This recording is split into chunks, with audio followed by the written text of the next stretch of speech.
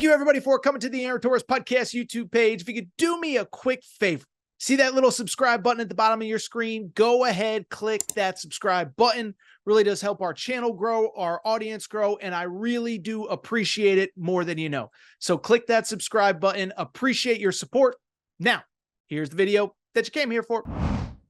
The most important consequential game of week 3, a matchup of very interesting teams, both with a loss on their resume already. Neither can afford another if they hope to have the season that they're looking for. I am, of course, talking about A&M at Florida.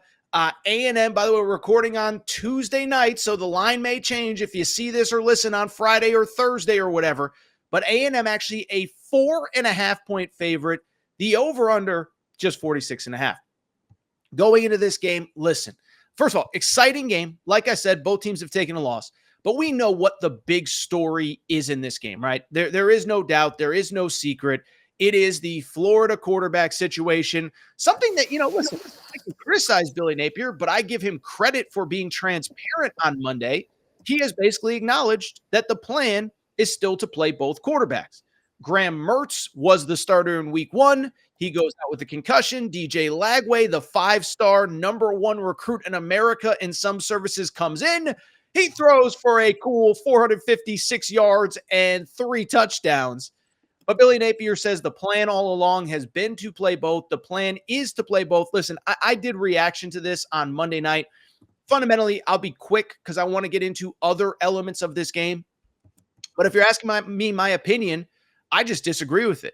One, there's the obvious. Billy Napier, your job is on the line.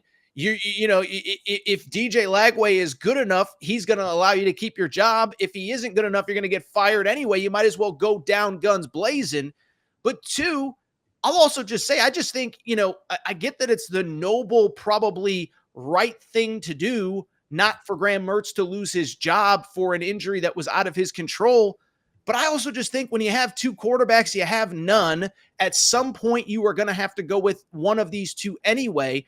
And like I said, you fall to 1-2 in this game with what we know is the rest of an insane schedule. It's not getting any easier. I think this is just a dumb mistake by Billy Napier.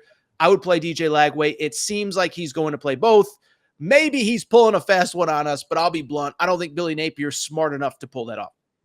Anyway, did that reaction, but part of the reason that it's kind of important to me that you play DJ Lagway is because in that opener against Miami, you had no ability to run the football, right? That's part of it. Is you go back to the Miami game and listen, maybe Miami is just an elite team, even more talented than we give them credit for. But remember, in that game, Graham Mertz threw for 91 yards and you only ran the ball. The stat line says 139 yards, but 71 of those yards came on one play from Montrell Johnson.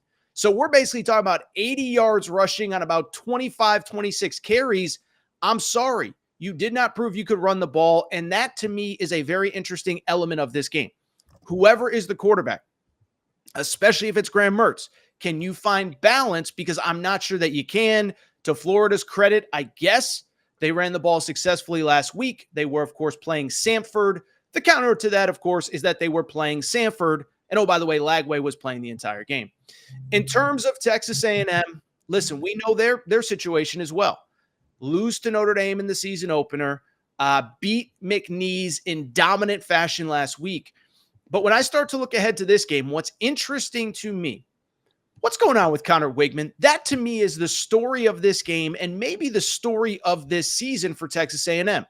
Starting quarterback at A&M was excellent as a true freshman. Last year was playing well, but gets hurt early. This year, 23 of 44, 225 yards in 2 games so far this year, right? And you go back to that opener against Notre Dame. 100 yards passing, 12 of 30. And you sit there and say, well, maybe Notre Dame's defense is just that good. Then last week against McNeese, he does complete 11 of 14 passes, but it's only for 125 yards. I know Mike Elko, I know Colin Klein, we're trying to get him into a rhythm, but that to me is a huge question mark with Texas A&M. Can you get Connor Wigman going? Can he make plays? because even though I'm not a big fan of Florida's defense, the bottom line is if they can crowd the box because they're not intimidated by your quarterback, there's really not much you can do. Texas A&M, by the way, if you're looking for positives and negatives coming out of last week, they did run the ball very effectively against McNeese State, 333 yards, almost 9 yards per carry. If you're looking for a negative, though, and Mike Elko talked about that in his press conference this week, D-line, which was supposed to be an area of strength, all of a sudden is not playing very well. They're giving up a ton of rushing yards. They need to be better against the run. And so as I look ahead to this game, listen, there's a couple things that stand out to me when I look at this game, okay? So first off, from the point spread, whatever you want to call it, okay? I'll just be honest. So I don't feel comfortable betting either side of this game in terms of an actual, do I take A&M? Do I take Florida as a home underdog?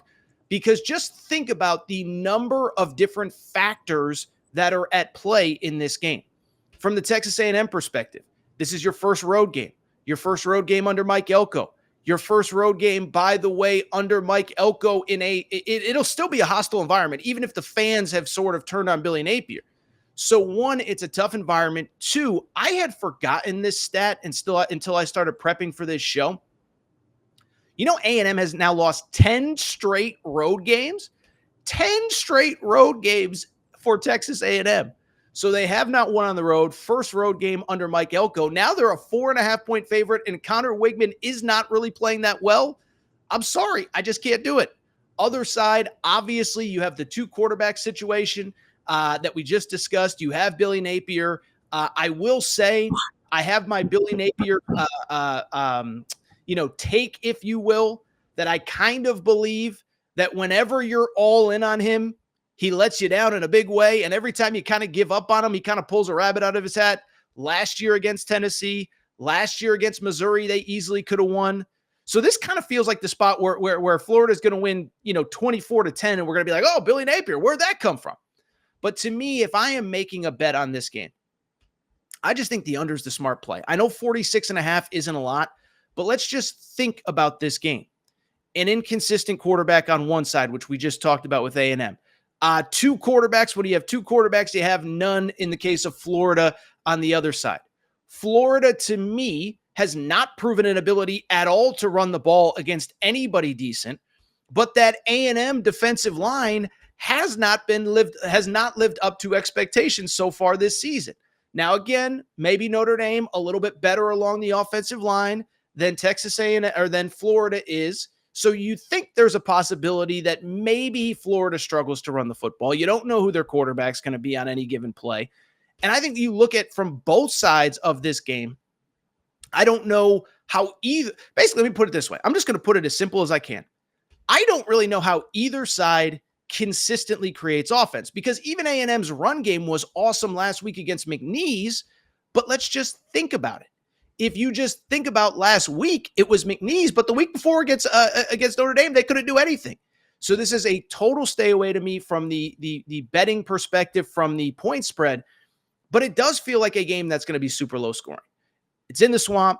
Mike Elko, I don't think he is going to go in guns blazing. I think he's going to play it close to the vest, similar to what he did against Notre Dame in week one. If Connor Wigman is struggling, I can't imagine this is the game he let him lose. And then from Florida, it's kind of the same perspective. Billy Napier, we've watched this offense for 3 years now. They ain't putting up 40 on A&M, even if that defensive front is struggling. This game has 22-19, 21-10 written all over it. If I had to pick a winner, can't believe I'm saying it, I'll probably take Florida because Lagway maybe comes in and makes a play or two. But I would definitely take the under because I think it's low scoring. I think A&M's trying to figure out a way to get out with a win. And I don't think Florida's just not the kind of team, which is ironic, of course, because we once called their offense fun and gun under Steve Spurrier. Now it's slow and whatever under Billy Napier. But give me the under 46.5. That is my official best bet.